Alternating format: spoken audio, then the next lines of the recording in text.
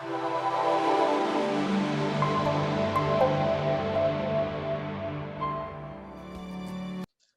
evening, everyone. Thank you for attending BCA's wine tasting event hosted by our friend and fellow member of the BCA family, the Capital Grille here in King of Prussia. I would like to thank Christopher Amon and Christine Repetto. If we can get a little, where's Christina? She's inside. Somebody's going to be working inside. And we have also another presenter, Amanda, that will be helping us with the wine as well. We're going to also be streaming this virtually, so nobody making any weird gestures while we're at it here. And one last shout out to Celeste for putting all this together. I'm going to turn it over to Christopher Amon here at the Capital Grille. Well, welcome into the Capital Grille. It's a new style out here, isn't it? Who would have thought it'd be in the vineyard, right, in the middle of a parking lot, and then we're virtual, too. So we're reaching a plethora of people. We really appreciate you joining us tonight. It's really special to be a part of this group. The BCA has just been tremendous over the years. We're coming up on our 10th celebration, and what a year to celebrate, of course, right? But I'll tell you, the BCA to us has been nothing but friendship and camaraderie and just fellowship and great times, and the support that a lot of you here and even out there has given us over the time. And it's really been so gratifying from our team to your families and all the celebrations we've done together. And to be able to do something like this and we'll just have a little time together to decompress and really celebrate life and what is given to us through an amazing winemaker is really what it's all about. So, just enjoy your time tonight. I appreciate you joining us. We had a little chance to enjoy some rosé. Summertime was, I don't know, it seemed like this long or if it was this long to you, but summertime in spring is all about rosé, right? Everybody, it's been such an explosion over the last couple of years. And that one was just kind of a cornucopia of kind of spring and summer fruits, your white nectarine, white peach, and some strawberries. And it kind of went great with those, with the flavors that we had on that dish, all the way down to that fresh strawberry, right? And I love that wine. It's real bright and fresh, and just it screams of just being with everyone and in the pool or wherever it is, or a parking lot, right? Chefs prepared some wonderful things for us to have in front of you tonight. So we've got, along with it, we've got a little cheat sheet for you so you can kind of keep up on the wines a little bit. Amanda's going to be gracious enough to kind of take us through some of the ins and outs of Orange Swift itself and Dave Finney, and kind of bring you into the world of his mind, which is wild, man. He's really an incredible winemaker and producer. But through that, we're going to taste some really good wines with some great food. So the first one that you have in front of you on your farthest left or furthest right would be that Sauvignon Blanc, that New Zealand style. And if you get a little, you can see the color on it too. It's a little lighter style, but it's classic New Zealander. That's just got a lot of that lemon, that pink grapefruit, and kind of those minerality and grassy notes. Really nice and refreshing. That's going to go fantastic with we have some Manchego cheese, a drunken goat cheese, and a little bit of aged cheddar. That's going to be with that. And then we have a little the lobster and crab cakes that's going to be featured with that as well. Which those two, both these whites will play very well, very nicely with those. The Mannequin, a little bit richer style. It's a Chardonnay, classic full-bodied Chardonnay. It's got some good, powerful punch of that alcohol too. So be patient, pace yourself with that. But it's got a wonderful, I think. It's got kind of that almond and richness to it that's really pleasant. I think with that lobster and crab cake, I think you're going to really find that wonderful and tasty. And then the Palermo, their classic Cabernet Sauvignon that is coming from Napa Valley. And that's just rich and ripe and red and dark currant and kind of a cream and caramel kind of thing going on there. So as you progress through that, it's just a nice little dance to take through California and parts of the world too. So we're here to, if you want to drill us with some questions, if you want to, if the sky's the limit tonight, you can have a good time whichever way. So I think with that, thank you very much again for joining us. I want to thank Ralph and Celeste and Cheryl and Jolene as well. You've all been so fantastic with us, and we really appreciate the partnership to this point. And I truly want to thank my team for the last 10 years for supporting us and doing what we do, and Chef Wadia for presenting the food for this evening. All right, so thank you. Enjoy yourself. And Amanda? So Chris so eloquently described the wines, so he took that job from me. Thank you so much. You did it better than I ever could. But my name is Amanda Vespasiani, and I am, my boss was just up there, but I am the person who has the esteemed pleasure of working for Orrin Swift. It's a tough job. I want you all to feel bad for me. It's awful to drink wine every day. Terrible. I don't suggest anybody do it. Oh, you do? Oh, good. Okay, great. Okay, so that is my job. But my job is also to educate you about his phenomenal, wonderful wines. So, who here has heard of Orrin Swift? Wow, okay. I'm happy that only 4 or 5 of you raised your hand, because I'm going to ask another question. Who here has heard of The Prisoner? Same 5. Okay, so that backfired. Okay, so the Prisoner is a red blend that was produced about 22 years ago, and it really put red blends on the map. One of the first winemakers to really make that mainstream proprietary Meritage red blends. So he developed The Prisoner. We don't represent that brand anymore because we sold it about 12 years ago. But I always use that as a kind of entry into this Orrin Swift wines, because that's really what kind of brought him to fame. The reason why we don't represent The Prisoner is, like I said, he sold it, but he also had to sell his rights to making Zinfandel.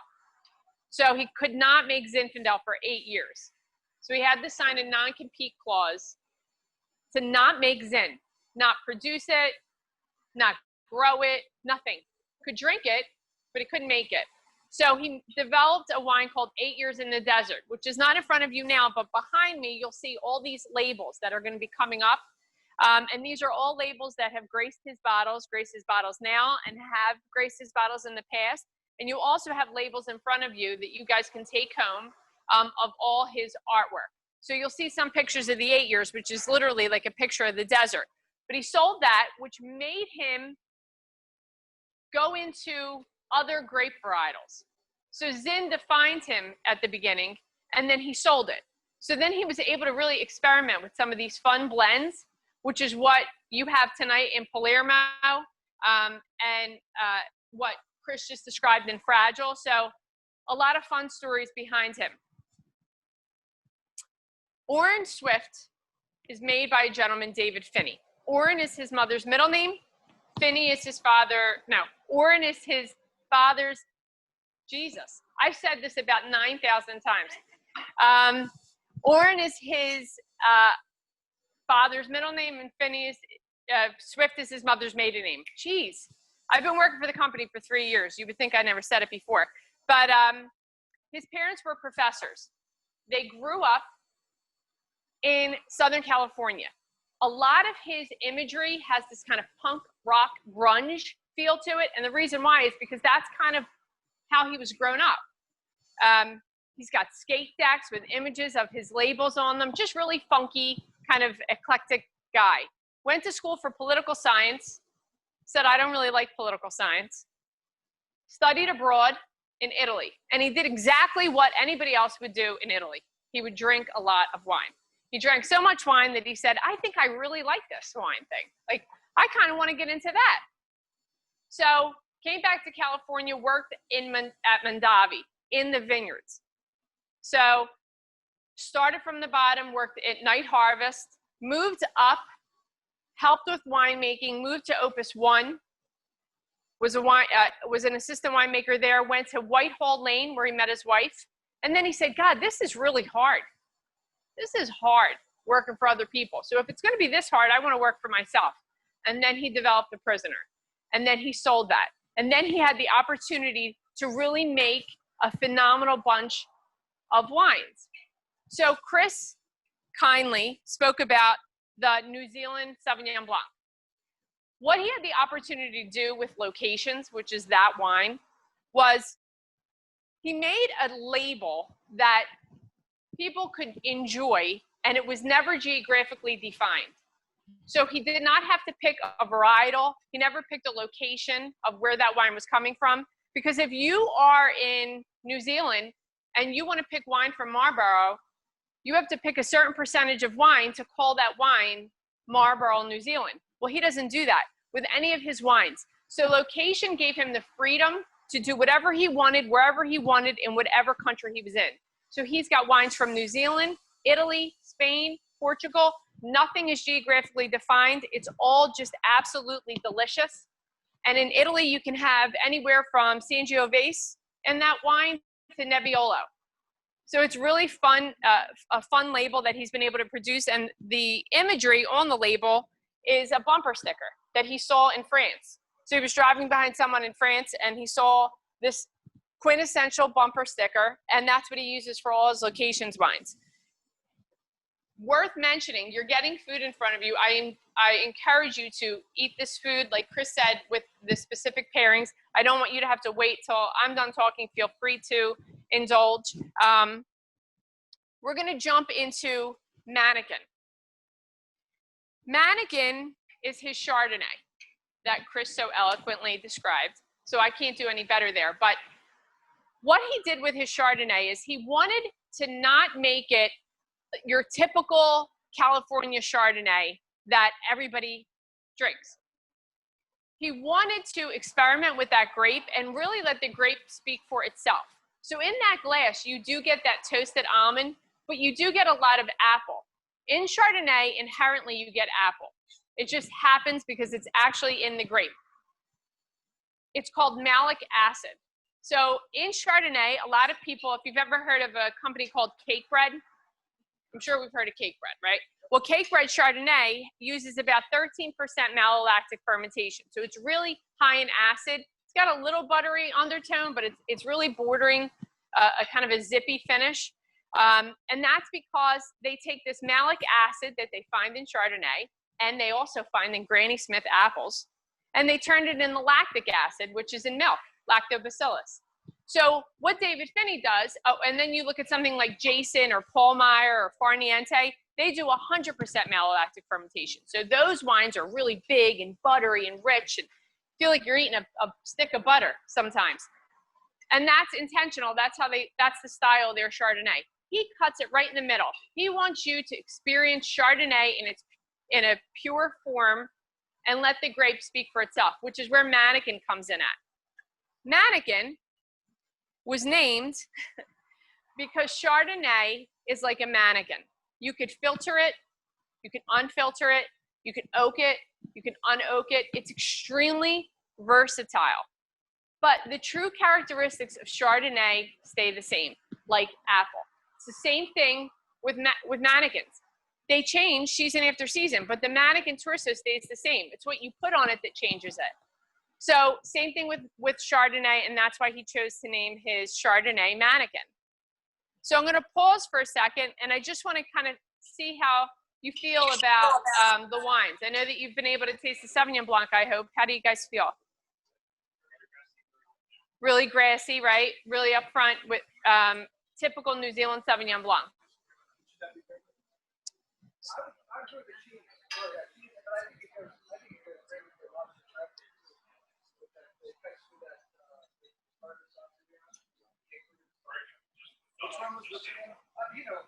Say that again. So the New Zealand Sauvignon Blanc is the first one to your right there. Yep. And then the Mannequin Chardonnay is second. Yep. You can almost see by the color, like Chris had mentioned, it's almost like a palish green color.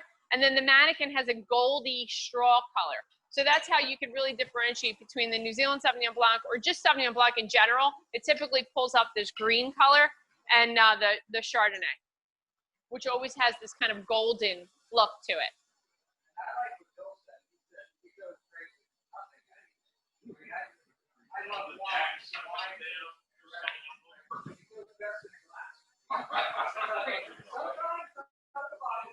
Yeah, listen, I don't judge. I've been known. But I think it's interesting to kind of just change it up. So taste the Chardonnay with the cheese, and then taste the Chardonnay with the crab cake. Chardonnay and seafood just really go extremely well together, but so does New Zealand Sauvignon Blanc. New Zealand Sauvignon Blanc has that acid to it that cuts through any kind of fat. It's like a razor, just cuts through it. Even with the steak in certain instances, it'll literally cut through that fat. Salmon is a great fish for it, but so is crab because it's an oily fish. So it's just outstanding either way. So I encourage you to kind of mix and match. Now, what you have in your last glass is Palermo Cabernet. But actually, before I jump into that, does anybody have any questions about the New Zealand Sauvignon Blanc or the Mannequin Chardonnay? I guess I should tell you where the Mannequin comes from, yes. I forgot to tell you a little bit about the beef selection.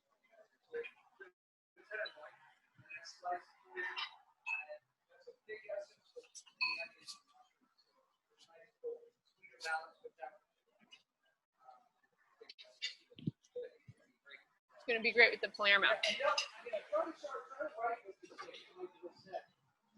Mix and match, yeah. So he does. So his winery is based in St. Helena, and it's a tasting room. But to have an actual facility that he makes his wines, there is no specific facility that he's crushing them. He's got crush pads all over Napa Valley, all over Sonoma, and all over Russian River. So there's not one specific winery where if you pull up Napa and you see William Hill or, you know, Cake Bread, like I said, that winery stands there. These are crush pad facilities and wineries, but they're not wineries for you to actually go visit. Yes. So that's a great question. And I think it's worth mentioning the fact that he has crush pads all over California means that the fruit does not have to travel far distances. It is literally down the road a few miles. It's fresh fruit that's being crushed. It's not driving 12 hours. It's picked off the vine, and with a matter of 2 hours, it is harvested and crushed. Did you have a question? What's a crush pad? Where are the crush pads facilities? No, what is a crush pad? Oh, that's a good question. I'm talking, like, I should probably say that. So crush pads are where you basically pull the grapes in as like a harvesting facility. They pull the grapes off the vines and they take them to a crush pad. It's a sorting table happens. So it's all hand harvested fruit and hand sorted, which is important to make mention of. And I'll get to your crush pad question. Anything hand harvested and hand sorted is hard to come by because labor is expensive. So a lot of wineries use machine harvesting, which is basically a big tractor that has a shaker in the back. And it goes down the rows of the vines, and as it's driving, it shakes, and all the grapes fall into these baskets. And that's great. It's fine, does the job. Hand harvesting, they actually pick the clusters that they're going to clip. So it's not machine harvested where they get everything. It's hand harvested. They're picking specific clusters to choose that is going to be best for these wines. Then goes to the crush pad. So they hand sort it on the table as if it's not already hand picked. Now they're double checking the people that are hand picking and making sure that their clusters are perfect. And then if they don't look good to them, they just get them off. They remove them. Plus there's a couple little lizards that may find their way in there. I saw a chihuahua one time. Yes, in the top of the truck. No lie, a bird. Saw them all. So they remove all that. And and not here, not in these wineries, but there are, I mean, it's interesting. I've worked harvest many of times and it's a lot of fun, but it's really interesting to see what the hand sorters, you got to move quick. Let me tell you, because it's kind of like the Lucille Ball chocolate image when everything's coming. So you have to be like a really good hand sorter professional to do that job. However, after it's hand sorted, it goes to the crush pad. All the grapes are pressed to extract the juice. And you want to do that as quick as possible because it retains the ripeness of the fruit and it doesn't sit around. So you're extracting literally fresh juice from 2 hours ago. A lot of people don't have these facilities. So they do have to track from Napa to Sonoma. And that's quite a far distance. And so that fruit's just sitting there. So it's better if your crush pads are very close to you so that you can really retain that ripeness. Yes. Well, the winemakers can. We cannot go in those, but with regards to tasting abilities, like I said, his winery is in St. Helena, and that is completely open to the public, and he pulls all his wines into there. Yes, all the vineyards, yeah.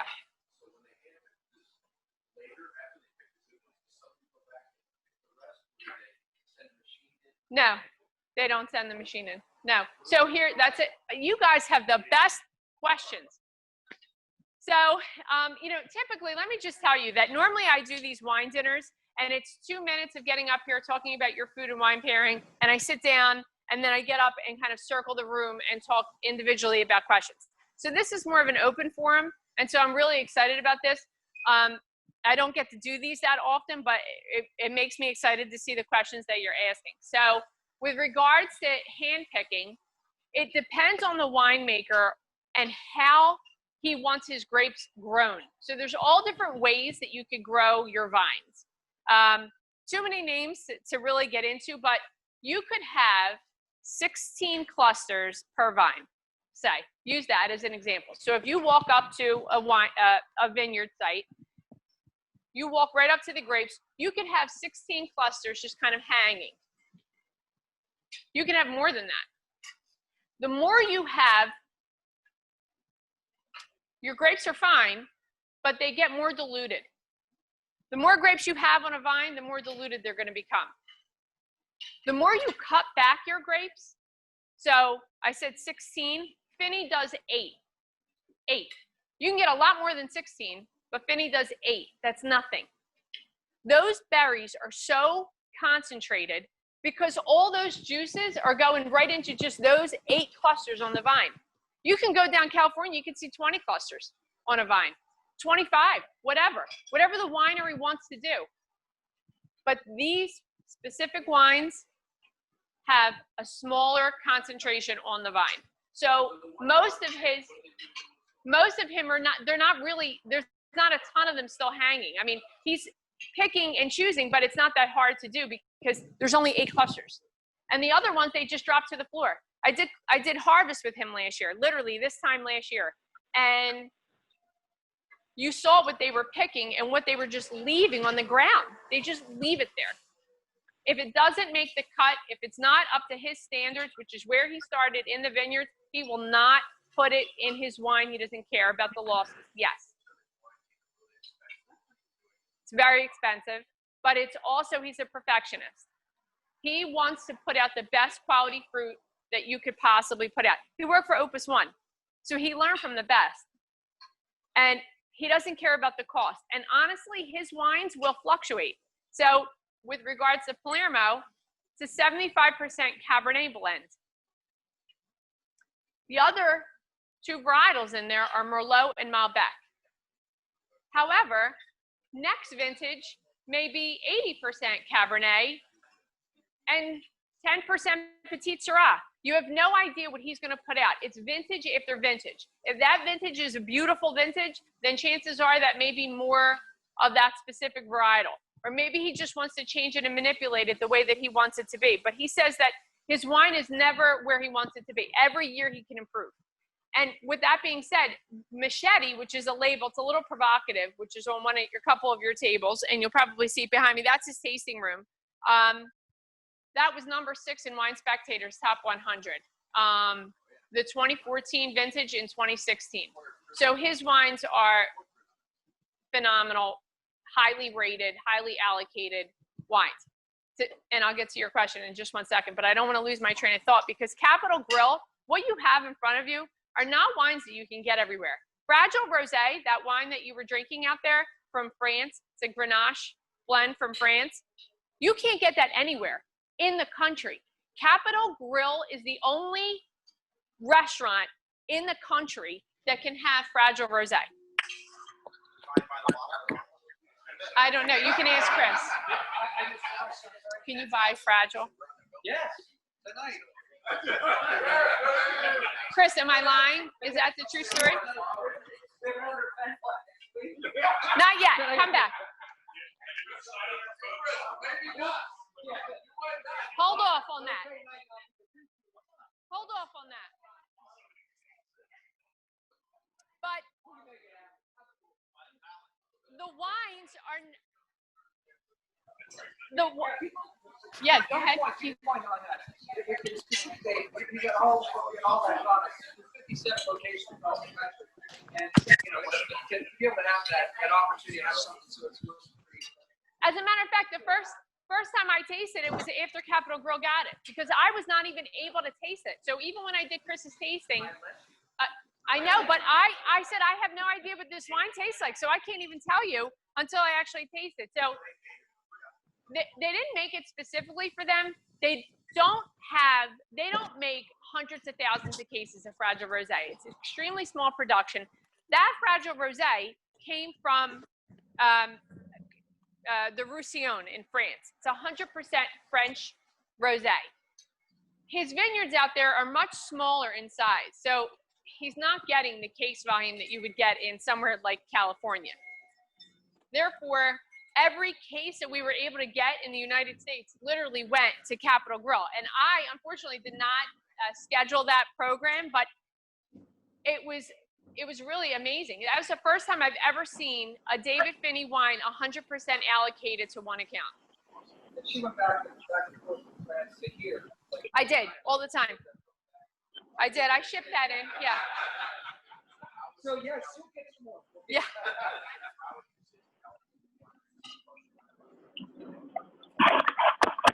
So a lot of people are, yes, a lot of people are affected by, so a lot of people are affected by the fires, and that's an unfortunate reality. You don't really know how your grapes are going to hold up until you really blend the wines. And I'll tell you the truth, you're not going to see too many single vineyard wines coming out of California in the year 2020. So they're choosing to really forego bottling of those vineyards, specifically in Napa Valley, and that's really unfortunate, because this is really great fruit. But if you ask a winemaker like Finney if his wines were affected, he won't answer you, because they're more concerned about their staff having homes. They don't give a shit about the wines.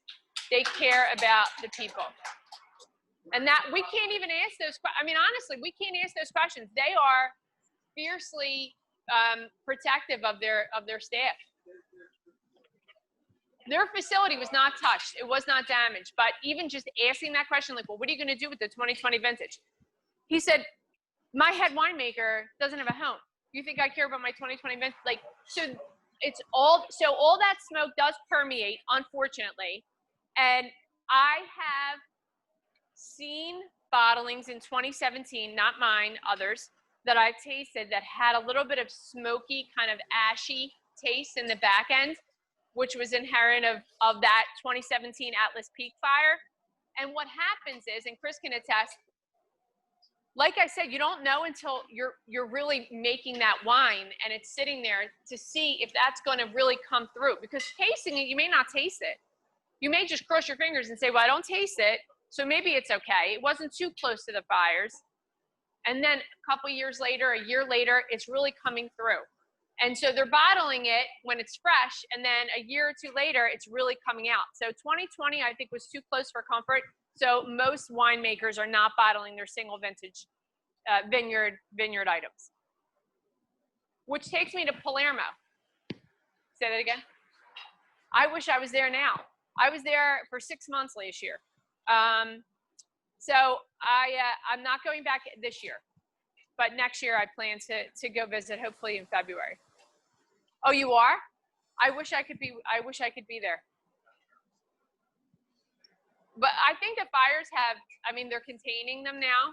I just don't know what the smog and what the air quality will be. But I'm sure, it's kind of dying down a little bit, but it is the height of fire season, so you never know. But don't detract that from you. Where are you going? Are you going in Napa Valley? Yeah. Yeah. What does he say?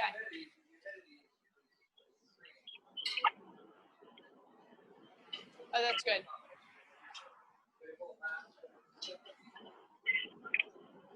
Yeah, it's hit or miss. Yeah, and it is. It's definitely been difficult. But talking about Palermo, because I mentioned single vineyard wines, the label. Oh, that's Machete right there. Wine Spectator #6. That label.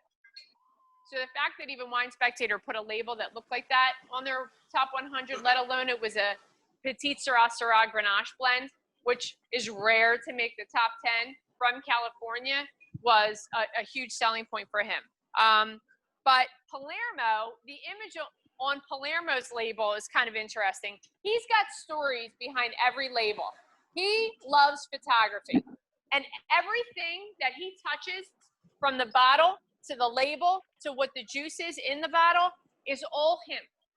He doesn't give it to a marketing girl and say, put a label on it, make it look nice. Every label is handpicked from him. And so he's a huge fan of National Geographic because his parents were professors. They were one of those, parents that didn't let your kids like really watch TV and they had to read books a lot. So he always was thumbing through National Geographic. So a lot of his images are photography based. Actually, most all his images, I think maybe one is not, that is all photography based. So this image is no different. So odd image, it's a 1600 BC catacomb priest from Palermo, Sicily. So that's why he calls it Palermo. However, what's interesting is Vincent Musi, who was one of the first photographers for National Geographic, took this image. And normally, you can't just slap somebody's picture on your wine label. It's all copyrighted. You can't touch it. So he reached out to Vincent Musi personally and said, listen, I really want to use this image on a bottle. Would you mind? How can I reciprocate? So Vincent Musi said, just send me Mercury Head, which is David Finney's single vineyard Cabernet, 100% Cab from Stagecoach. Yeah, if anybody's interested. Yeah. So he said, just send me Mercury Head. So Finney had to keep sending him cases of Mercury Head for 6 months. And he said, well, I don't want to insult the guy. I don't want to just stop sending him the wine. I got to continue to send him the wine. So he did. And Vincent Musi finally called him and said, I got enough wine. He stopped sending me the wine. And so he was able to use this image. But it's talking about single vineyard sites and what's burning and what's not and what's being bottled. I don't know. Finney has not told me if they're bottling Mercury Head in 2020. I'd be shocked if they were. But what Palermo is, it's a baby Mercury Head. And we call that a baby Mercury Head because it's not 100% Cab like Mercury Head is, but it's got Mercury Head's Cabernet in it. Because when you're picking fruit, you're blending it in barrels. I'm sure if you look at a winery, you see barrels up and down the halls. They're all over the place. Once you take a wine out of a tank and then put it in individual barrels, they're all individual fermentation capsules. So they're not all going to taste exactly the same.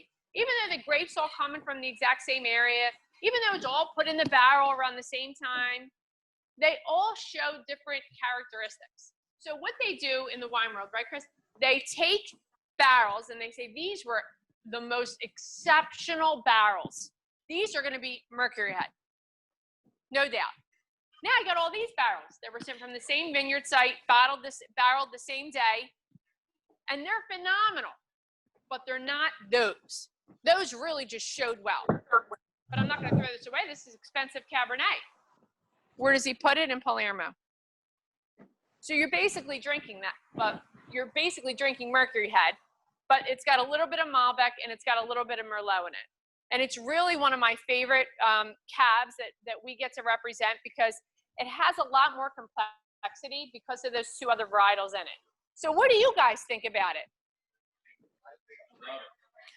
You love it? You gotta learn a little bit more.